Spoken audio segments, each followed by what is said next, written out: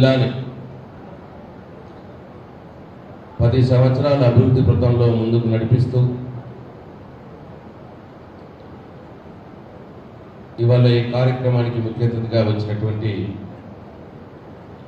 గౌరవనీయులు పెద్దలు నాకు అన్నతో సమానం జగదీశ్వర్ రెడ్డి గారికి, అట్లాగే గౌరవ శాసన మండలి సభ్యులు కోటిరెడ్డి గారికి, జిల్లా పార్టీ అధ్యక్షులు మాజీ శాసనసభ్యులు గౌరవనీయులు రవీంద్ర నాయక్ గారికి, వేదిక మీద ఉన్నటువంటి మాజీ శాసనసభ్యులు భూపాల్ రెడ్డి గారికి, విజయసింహారెడ్డి గారికి, గౌరవ టిఆర్ఎస్ పార్టీ సీనియర్ నాయకులకు, మిర్యాలగూడ నియోజకవర్గానికి చెందినటువంటి గౌరవ ఎంపీపీ అధ్యక్షులకు, గౌరవ జడ్పీటీసీ సభ్యులకు, సొసైటీ చైర్మన్లకు, కౌన్సిలర్లకు, మున్సిపల్ చైర్మన్లకు, పేరు పేరున అందరికంటే ముఖ్యంగా మిర్యాలగూడ నియోజకవర్గంలో నలుమూలల నుండి వచ్చినటువంటి కార్యకర్తలకు, నాయకులకు, టిఆర్ఎస్ పార్టీ కుటుంబ సభ్యులకు, తాజా మాజీ గౌరవ సర్పంచ్లకు, ఎంపీటీసీ సభ్యులకు, మీడియా మిత్రులకు అందరికి కూడా పేరు పేరున హృదయపూర్వక నమస్కారాలు తెలియజేసుకుంటా ఉన్నాను.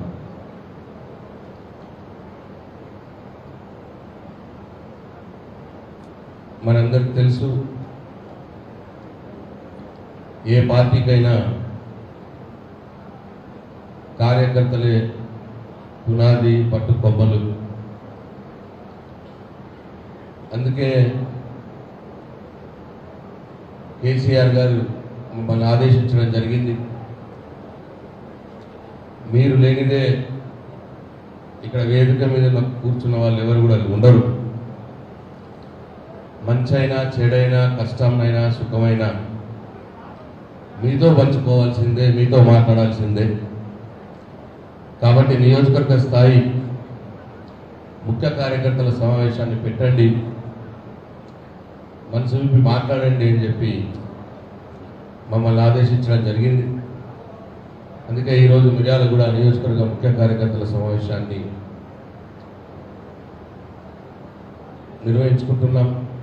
అనేక మంది అనేక అభిప్రాయాలు చెప్పినట్టు ఇంతకుముందే పెద్దలు చెప్పినారు. మనందరికీ తెలుసు, టిఆర్ఎస్ పార్టీ పుట్టుక ఈ తెలంగాణ ప్రత్యేక రాష్ట్ర సాధన కోసం పుట్టింది. తెలంగాణ ప్రజలు మనుగడ సాధించాలంటే ప్రత్యేక రాష్ట్ర ఏర్పాటు ఏకైక లక్ష్యం అని చెప్పి ఆనాడు ఒక్కడిగా బయలుదేరినటువంటి వ్యక్తి మన కేసీఆర్. ఆ రోజు జగదీశ్వర్ రెడ్డి లాంటి వారు ఓ గుప్పడి మందితో ఈ ప్రస్థానాన్ని మొదలుపెట్టి 15 సంవత్సరాలు అటుకులు తినో, అన్నం తినో, అల్లుపెరుగని పోరాటం చేసి, మడమదిప్పని పోరాటం చేసి తెలంగాణ రాష్ట్రాన్ని సాధించి పెట్టిన వ్యక్తి మన కేసీఆర్, మన పార్టీ టిఆర్ఎస్ పార్టీ. తదనంతరం ప్రజల ఆశీర్వాదంతో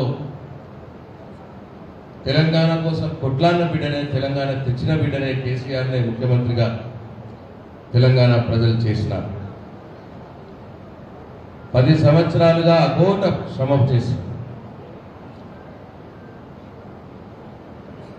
రక్తం గరిగించి తెలంగాణ రాష్ట్రాన్ని దేశంలోనే అనేక రంగాల్లో నంబర్ 1 రాష్ట్రంగా నిలబెట్టిన వ్యక్తి మన కేసీఆర్, మన పార్టీ బీఆర్ఎస్ పార్టీ.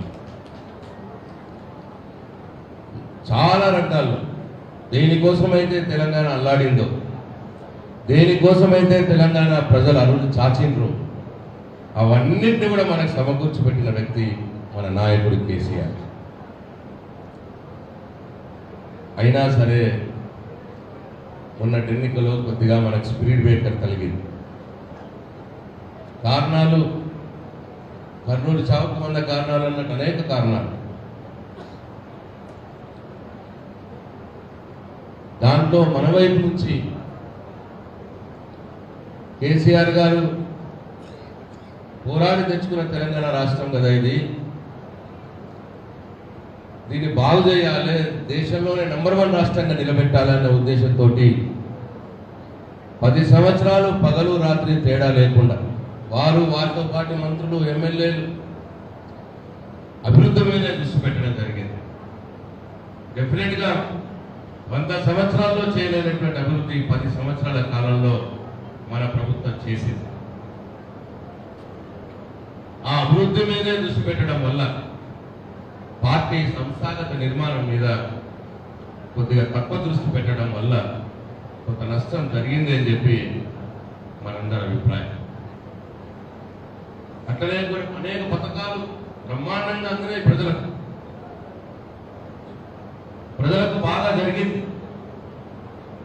ఆ పథకాలకు ప్రజలకు మధ్యలో మన కార్యకర్త ఉంటే బాగుండేమో అన్న అభిప్రాయం కూడా చాలా మందిలో వచ్చింది. అన్ని ఇచ్చినాడు కేసీఆర్. మనం కార్యకర్తల ఓటు కోసం వెళ్ళినప్పుడు నువ్వే ఇచ్చినామో అని మన కార్యకర్తలు అడిగితే పెన్షన్ వచ్చింది కదా అంటే వచ్చింది, పైనుంచి వచ్చింది. ఇట్లా కొన్ని పథకాలలో కార్యకర్తల భాగస్వామ్యం లేకపోవడం కొంత నష్టం జరిగిందని కొందరు అభిప్రాయం.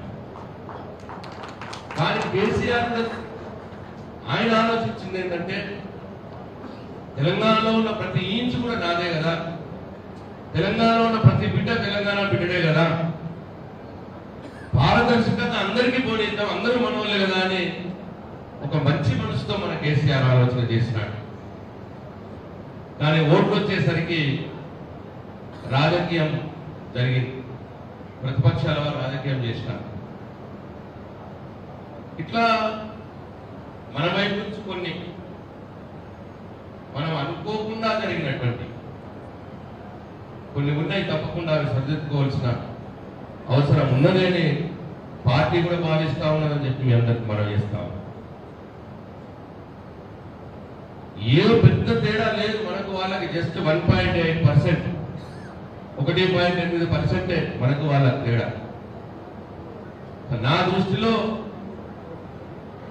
కాంగ్రెస్ వాళ్ళు గెలవలే,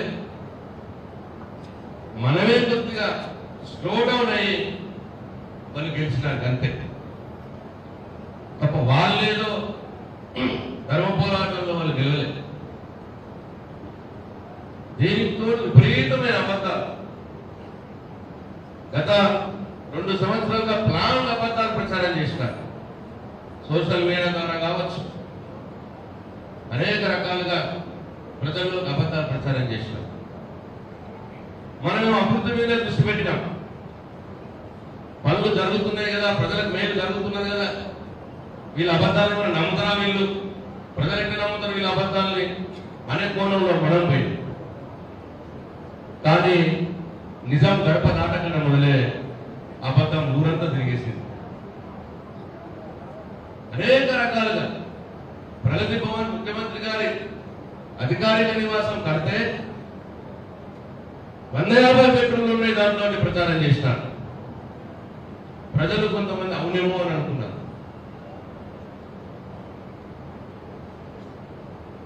అట్లనే బుల్లెట్ ప్రూఫ్ బాత్రూమ్లు ఉన్నాయి, బంగారం నల్లలు ఉన్నాయి, ఒక్కటి కాదు ప్రచారం.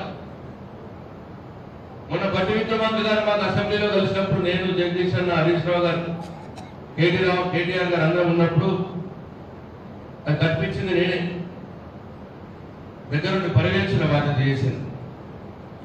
నేను అడిగిన బట్టి గారు, అన్న మన 160 బెడ్రూమ్లు మంచిగున్నాయి అన్నా, ఇప్పుడు ఆయనే ఉంటున్నాడు, దాంట్లో బట్టి విక్రమార్క గారే ఉంటున్నాడు అంటే నోరెల్లో పెట్టి నవ్వుతా ఉన్నాడు. బంగారం నల్లలు మంచుకున్నాయి అన్నా, దాపెట్టుకో మళ్ళీ ఎవరైనా ఎక్కపోయి అని అన్నా, పోబాయి ఏం మాట్లాడుతున్నావు అని చెప్పి నన్ను ఇట్లా కొట్టి జోక్ చేసుకుంటా పోతున్నాడు. అట్లా వాళ్ళకి తెలిసి అబద్ధాలు ప్రచారం చేసినారు. ఇనుప దంచెల్లో అన్నారు, కేసీఆర్ ఎవరిని కలుస్తలేడు అన్నారు, ప్రజల్ని కలవాలి అన్నారు, నేను వస్తే కలుస్తా ప్రజల్ని అన్నాడు ముఖ్యమంత్రి, ఆనాడు పిసిసి అధ్యక్షుడు రేవంత్ రెడ్డి. ఇనుప కంచెలు మేము రాదా బాబు వేసింది ఆ రోజు తెలంగాణ ఉద్యమంలో కిరణ్ కుమార్ రెడ్డి వేసింది రానంటే నిజం నమ్మిన వాళ్ళకంటే ఇంకా అబద్ధాలను ఎక్కువ మంది నమ్మినారు. పోలీసులు వచ్చినాం, ఇనుప కంచెలు తీసేసిన వాళ్ళం, ప్రజా దర్బారు పెట్టిన వాళ్ళం. ఒకటే ఒక రోజు ముఖ్యమంత్రి ప్రజా దర్బారులో వచ్చింది, రెండో రోజు నుంచి మాయమైపోయింది లేడు. రెండో రోజు నుంచి ఇద్దరు మంత్రులు పెట్టినాడు, వాళ్ళకు 3 రోజులే ఉన్నారు ప్రజా దర్బారులో, వాళ్ళు లేరు, వాళ్ళు మాయమైపోయింది. ముఖ్యమంత్రి అయితే అసలు ప్రగతి భవన్ గా అక్కడి నుంచే పారిపోయింది. ప్రజలు వస్తున్నారంటే పారిపోయింది, ఆయన అక్కడ ఉండే పని చేసి. ఇప్పుడు జరుగుతున్నది ఏంటి ప్రజా దర్బారులో అంటే అధికారులు అప్లికేషన్ తీసుకొని పంపిస్తారు. ఆ రోజున ప్రజా దర్బార్ పేరు మీద అబద్ధాలు ప్రచారం చేసిన ముఖ్యమంత్రి రోజు నేను ప్రజల్ని కలుస్తా అన్న నువ్వు ఒకటే ఒక రోజు కలిసి ప్రజల్ని కలిసి మాయమైపోయావు. ఇది వాస్తవం కాదా అని చెప్పి నేను ఈ సందర్భంగా ఈ వేదిక మీద నుంచి రేవంత్ రెడ్డిని సవాల్ అడుగుతున్నాను. ఇట్లా అనేక రకాలుగా అబద్ధాలు. కేసీఆర్ అప్పులు చేసాడు, బాకీ చేసిండు. అరే లేదురా బాబు, బాకీలు ఎఫ్ఆర్బిఎం లోపలే చేస్తాం మేము, లేకపోతే రిజర్వ్ బ్యాంక్ అనుమతి ఇయ్యదు, నిబంధనల ప్రకారంగా చేస్తున్నాం. ప్రపంచంలో అన్ని దేశాలు చేస్తాయి, భారత కేంద్ర ప్రభుత్వం చేసింది, అన్ని రాష్ట్రాలు చేస్తాయి, అట్లనే మనం చేసుకుంటున్నాము మన అభివృద్ధి కోసం అని చెప్పి ఎంత చెప్పినా కొంతమంది నమ్మలేదు. వాళ్ళ అబద్ధ ప్రచారాలు కొంతమంది నమ్మినారు. ఇవాళ ఇదే ప్రభుత్వం ఆ రోజు మనల్ని అప్పులు చేస్తున్నారని బదనాలు చేసిన వాళ్ళే కేవలం 50 రోజుల కాలంలోనే ఇవాళ వాళ్ళు వచ్చి 14,000 కోట్ల రూపాయలు అప్పులు చేసినారు. ఇవాళ వాళ్ళు 50 రోజుల్లోనే 14,000 కోట్ల రూపాయలు అప్పులు చేసినారు. ఏం సమాధానం చెప్తారు ముఖ్యమంత్రి రేవంత్ రెడ్డి అని చెప్పి అడుగుతా ఉన్నది. ఇట్లా అబద్ధాలే కాకుండా అలివిగానే హామీలు, నోటికేస్తే ఎంత అంత. రుణమాఫీ చేసుకున్న వాళ్ళు, కట్టేసిన వాళ్ళు కూడా మళ్ళా పోయి చేసుకోండి. నేను డిసెంబర్ 9 రాగానే 2 లక్షలు మాఫీ చేస్తాను. పాపం రైతులు నమ్మినారు. కొంతమంది రైతులు నమ్మి 2 లక్షలు చేస్తున్నారు కదా అని చెప్పి కొట్టేసిన. ఏది డిసెంబర్ 9 బాయ్, జనవరి 9 బాయ్, ఫిబ్రవరి 9 వస్తాను. దాని మాటనే లేదు. 15,000 రైతు భరోసా ఇప్పుడు తీసుకుంటే మీకు 10,000 వస్తాయి. నేను 15,000 చేస్తాను. ఆ ఉన్న 10,000 దిక్కులేదు సహకరించు. ఈ రైతు బంధు రాలేదంటే ఈ జిల్లా నుంచి ఒక ప్రభుత్వం ఉన్నాడు, పేరు తీసుకుంటే కూడా మనకే సిగ్గు. రైతు బంధు అంటే చెప్పుతో ఓడతా అంటున్నాడు ఆయన. చెప్పు చెప్పాలి, ఎవరు తింటారో మీరే చెప్పాలి. ఇవాళ నల్గొండ జిల్లా ప్రజలే ఆ మంత్రికి సమాధానం చెప్పాలని చెప్పి నేను మిమ్మల్ని అందరినీ కోరుతా ఉన్నాను.